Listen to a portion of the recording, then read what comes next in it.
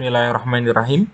Assalamualaikum warahmatullahi wabarakatuh. Selamat datang kembali bersama kami di channel Azril Hidayat. Teman-teman, dalam video kali ini kami akan kembali kabarkan informasi tentang seleksi P3K untuk jabatan fungsional guru di tahun 2022. Silahkan teman-teman, rekan-rekan guru honorer sekalian simak informasi ini hingga akhir, karena kami akan sampaikan informasi terbaru tentang perkembangan tersebut. Namun sebelum kita masuk di pembahasan selengkapnya, bagi teman-teman yang baru saja bergabung bersama channel ini, silakan subscribe dan nyalakan lonceng notifikasinya. Terima kasih. Jadi informasi yang pertama, coba kita cermati bahwa sudah ada sebagian Pemda yang meminta guru lulus PG itu membuat surat pernyataan penempatan di luar daerah ya. Ternyata sudah ada. Dalam surat pernyataan itu, guru yang lulus PG diberikan pilihan apakah bersedia ditempatkan di luar daerah ataupun tidak. Nah, sebenarnya ini menjadi suatu hal yang mengecewakan ya. Kenapa? Karena ternyata kuota secara nasional dari daerah itu mencapai 758.018. Kemudian yang lulus passing grade secara nasional seluruh Indonesia adalah 193.954 orang. Nah, sehingga menurut angka ini sebenarnya semua guru lolos PG itu bisa diangkat menjadi P3K di tahun ini, karena mereka adalah prioritas yang pertama. Namun di sini disebutkan faktanya banyak daerah yang tidak mengajukan maksimal, itu yang pertama. Kemudian yang kedua, usulan formasi dan kuota yang diajukan Pemda itu tidak sesuai dengan keberadaan guru lulus PG. Jadi keberadaan formasi yang diusulkan Pemda itu tidak sesuai dengan guru yang sudah lolos passing grade. Imbasnya kuota daerah tidak bisa diisi oleh guru PG karena bertolak belakang dengan formasinya. Artinya ada formasi yang diajukan banyak namun tidak ada guru yang lolos PG. Nah, ini seperti contoh ya, misalkan Mapel A itu kuotanya ada 8 yang diajukan, namun guru lulus PG-nya tidak ada. Artinya Mapel A ini akhirnya kuotanya mubadir. Mubadir itu dalam artian guru yang sudah lolos PG itu tidak bisa menempati formasi A. Walaupun nantinya formasi A itu mungkin bisa diisi oleh prioritas kedua ataupun prioritas ketiga. Nah, ketika menolak untuk ditempatkan di luar daerah, otomatis masuk keranjang dan entah kapan akan diangkat.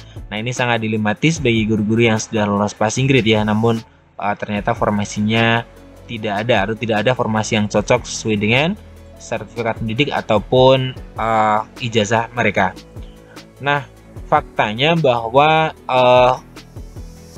para guru PG yang sudah diberikan pilihan apakah menerima atau menolak. Kalau mereka menolak dipindahkan, harus buat pernyataan menolak pindah.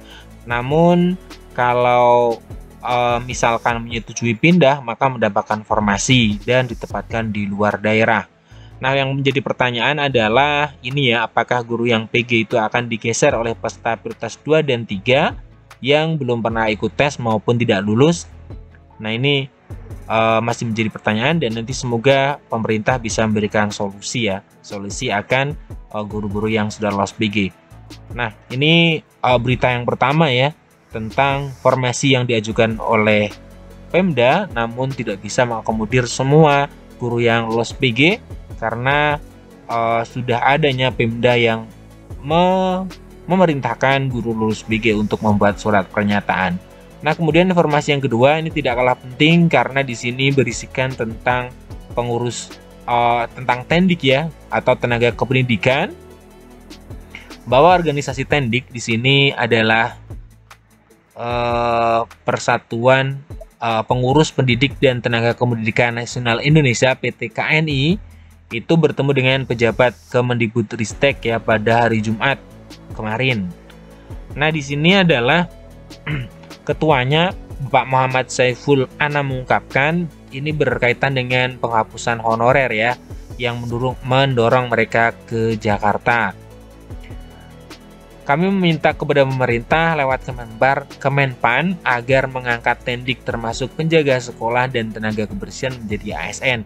Ini adalah tuntutan dari PT KNI bahwa mereka menuntut bahwa Tendik termasuk penjaga, kemudian kebersihan juga dianggap menjadi ASN.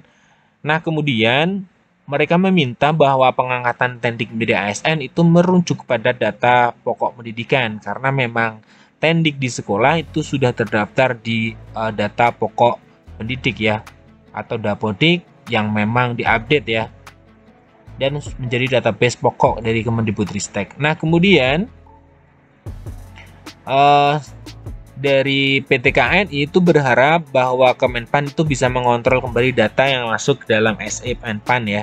Ini terkait pendataan ya, SE yang baru, karena mereka khawatir ada data siluman yang sehingga membekak.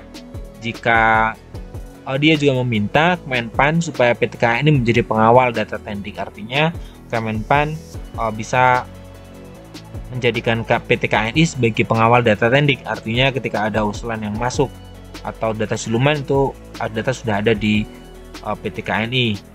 Nah, Saiful mengaku meminta khusus waktu 2 bulan kepada Kemenpan untuk menambah jumlah anggota sampai akhir September supaya bisa disinkronkan dengan data BKN via BKD atau BKPSDM ya. Kemarin kami sudah menyampaikan data anggota sudah terlampir di website PT KNI kepada pejabat Kemenpan RB. Nah, merespon hal tersebut, ada 3 poin penting yang disampaikan pejabat Kemenpan. Yang pertama adalah semua Tendik supaya terdaftar di Dapodik. Ya, tentunya harusnya mereka sudah terdaftar di Dapodik. Kemudian kedua, Kemenpan RB menunggu data yang masuk melalui aplikasi BKN. Kemudian poin yang terakhir adalah poin yang ketiga, bahwa sebenarnya pendataan ini, data ini sebagai bahan untuk menyusun kebijakan terkait dengan penuntasan honorer di tahun 2023. Jadi intinya kebijakan akan ditentukan setelah pendataan honorer selesai, namun kami berharap masukan kami menjadi bahan pertimbangan pemerintah pungkas Anam ya. Nah, jadi ini 2 informasi terkait dengan pelaksanaan P3K. Yang pertama adalah tentang guru yang sudah lolos passing grade ya. Ini semoga bisa ada solusi dari Kemendikbudristek dan juga dari Panselnas secara umum bahwa bagaimana prioritas 1 itu tuntas di tahun ini. Mereka harus tuntaskan di pertama kali dituntaskan. Kemudian yang kedua adalah tentang honorer Tendik yang juga menuntut dari guru Kemenpan RB untuk mengakomodir mereka bisa dianggap menjadi ASN. Terima kasih. Sekian informasi dari kami, semoga bermanfaat. Assalamualaikum warahmatullahi wabarakatuh.